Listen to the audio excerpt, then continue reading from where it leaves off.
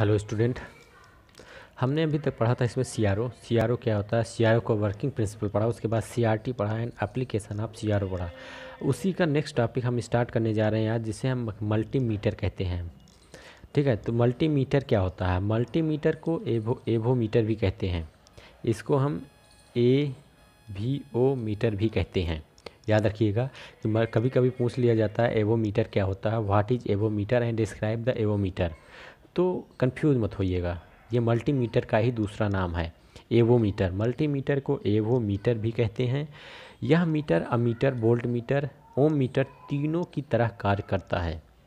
मतलब जो ये मल्टीमीटर जो हमारा कार्य करता है, देखो आपके इस नोट्स में जो हम देख रहे हैं इसमें डिजिटल मल्टीमीटर से स्टार्टिंग है, लेकिन डिजिटल मल्टीमीटर पढ़ने से पहले आपको ये पता होना चाहिए कि मल्टीमीटर क्या होता है और डिजिटल मल्टीमीटर किसका टाइप्स है। तो आप हेडिंग में डालिएगा सबसे पहले मल्टीमीटर।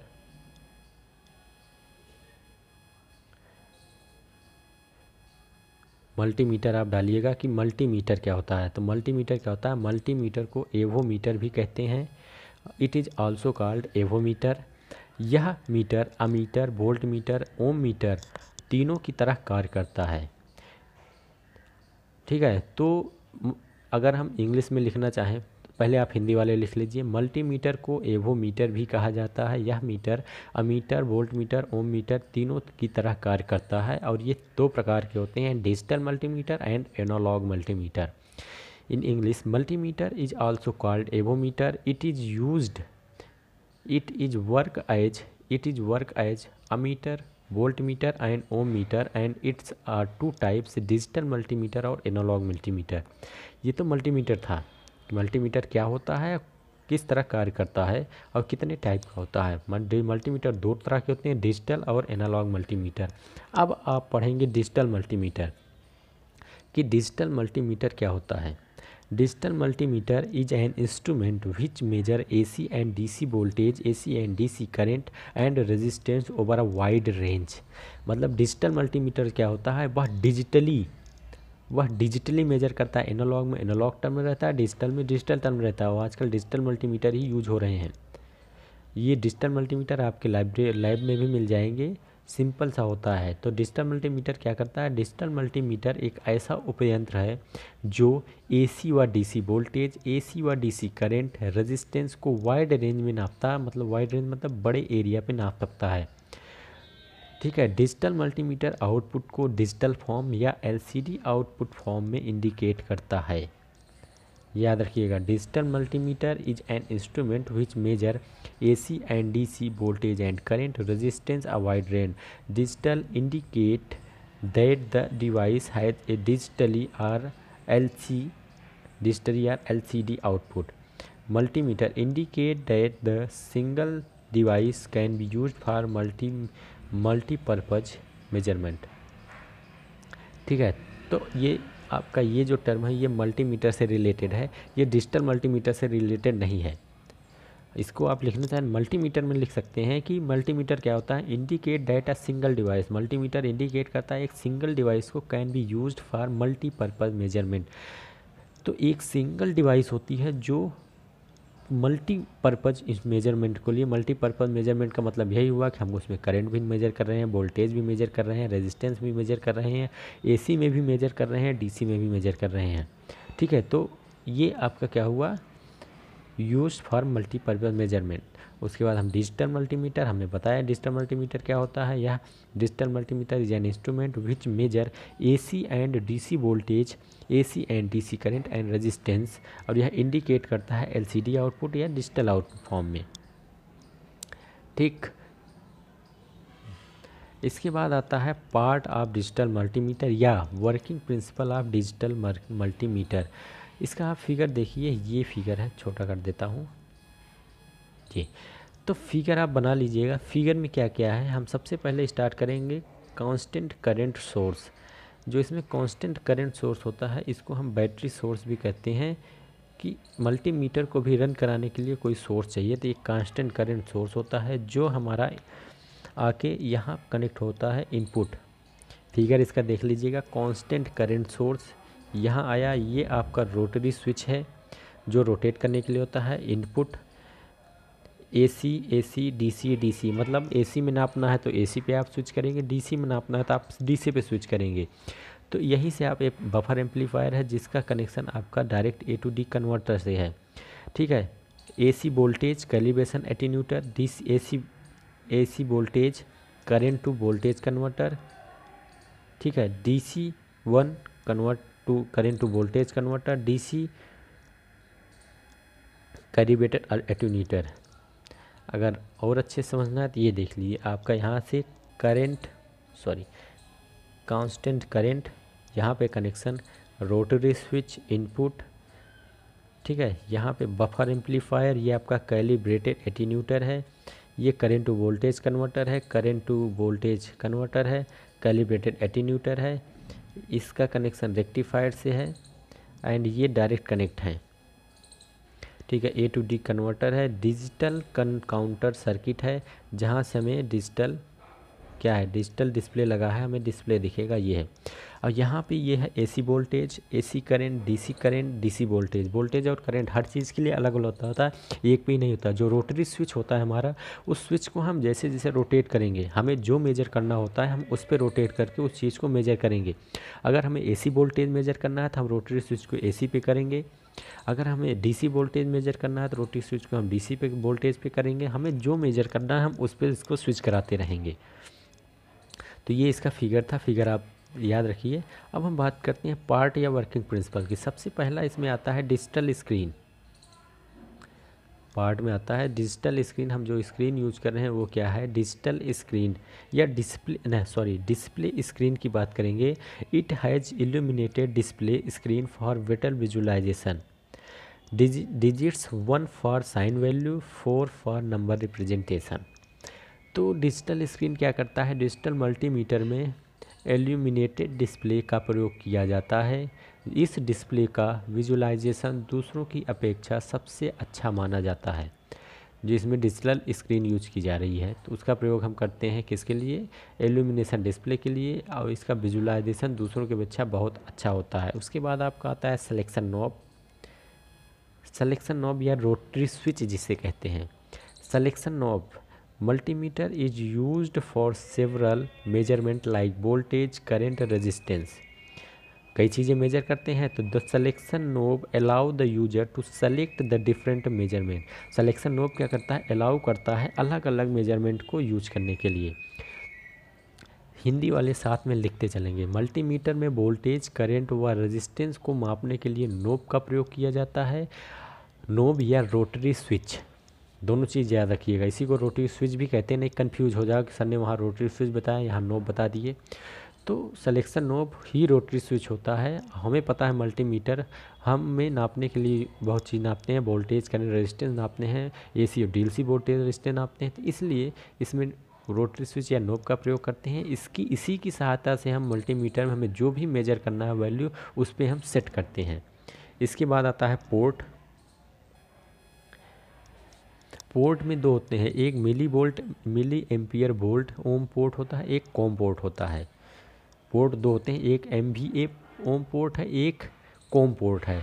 तो MVA पोर्ट में क्या होता है, इससे हम करंट, वोल्टेज, रेजिस्टेंस मेजर करते हैं।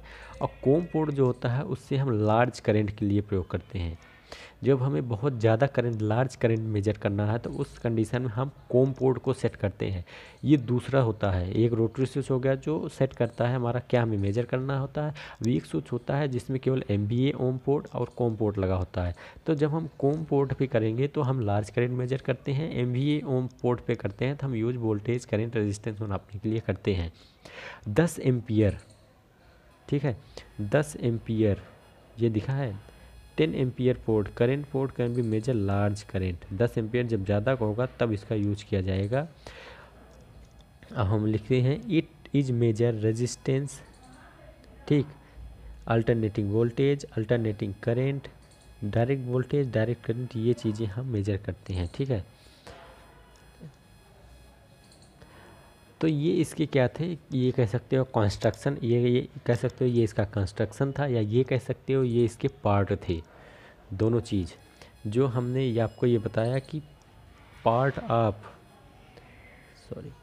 पार्ट ऑफ डिजिटल मीटर, इसको आप कंस्ट्रक्शन भी लिख सकते हैं अगर पूछ लिया कि write down explain the construction and working principle of digital multimeter with NEET sketch या नीट डायग्राम। तो आप फिगर बनाएंगे, कंस्ट्रक्शन में आप पार्ट ऑफ डिजिटल मल्टीमीटर लिख देंगे, उसके बाद वर्किंग में आप इसका एक पूरा साल लिख देंगे। ठीक है, जो हम 2-3 पॉइंटों में डिस्क्राइब किए हैं, बाकी आप इसको अपने हिसाब से बड़ा कर लीजिएगा। ठीक है, तो क्या है, the current is converted into voltage by passing through the low shunt resistance. इसमें क्या होता है, करंट को कन्वर्ट करते हैं वोल्टेज में, किसके थ्रू, लो शंट रेजिस्टेंस के through. The AC quantity can convert into DC quantity, AC quantity को हम डीसी क्वांटिटी में कन्वर्ट करते हैं by employing various rectifier into filtering circuit.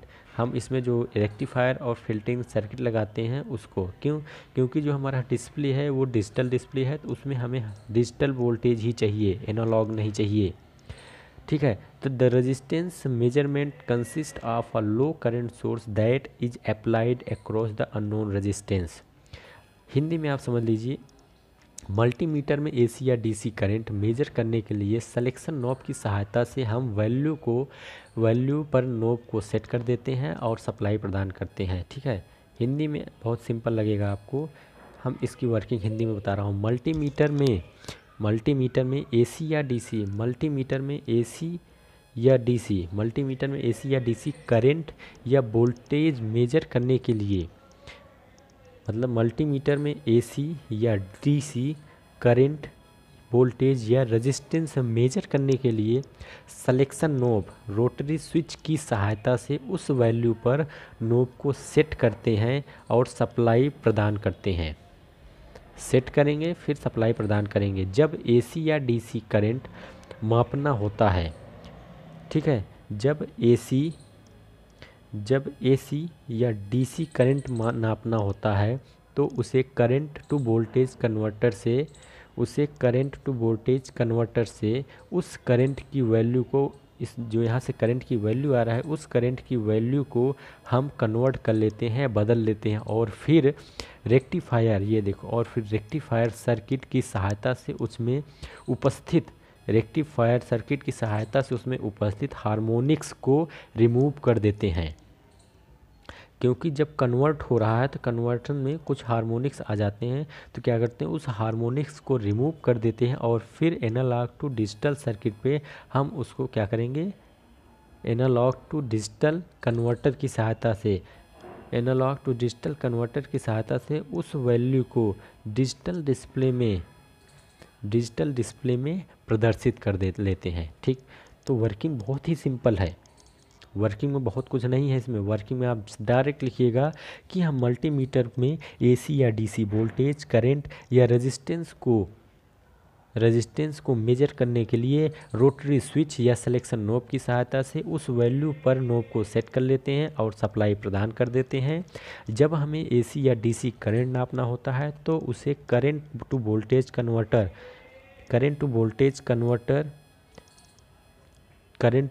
Converter से उस करंट की वैल्यू को वोल्टेज में कन्वर्ट कर लेते हैं, और वोल्टेज में कन्वर्ट करने के बाद उसमें कोई हार्मोनिक्स ना रह जाए उसके लिए हम उसको रेक्टिफायर सर्किट पर सप्लाई देते हैं। रेक्टिफायर सर्किट के बाद उसे हम एनालॉग टू डिजिटल कन्वर्टर पर सेंड करते हैं या भेजते हैं, जो हमें उसे डिजिटली कन्वर्ट करके डिजिटल डिस्प्ले पे हमें डिफाइन शो करता है, वो वैल्यू हमें शो होती है।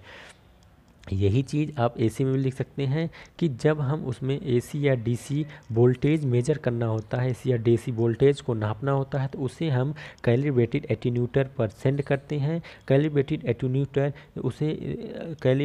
एटीन्यूटर देखिए, एसी में हार्मोनिक्स होगा, डीसी में नहीं होगा, क्योंकि डीसी में एक सिंगल लाइन होती है, ये याद रखिएगा।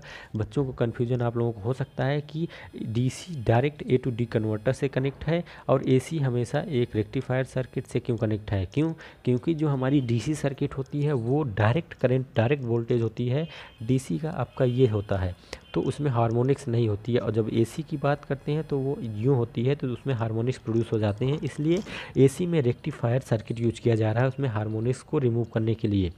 तो ठीक है, तो एसी वोल्टेज या डीसी वोल्टेज को मेज़र करना होता है, नोब को सेलेक्ट करते हैं और हम उसे कैलिब्रेटेड एटीन्यूएटर पे भेजते हैं, जो हमें रेक्टिफायर सर्किट में उसमें उपस्थित हार्मोनिक्स को रिमूव करते A to analog to digital converter की सहायता से डिजिटल डिस्प्ले पे हमें शो करता है।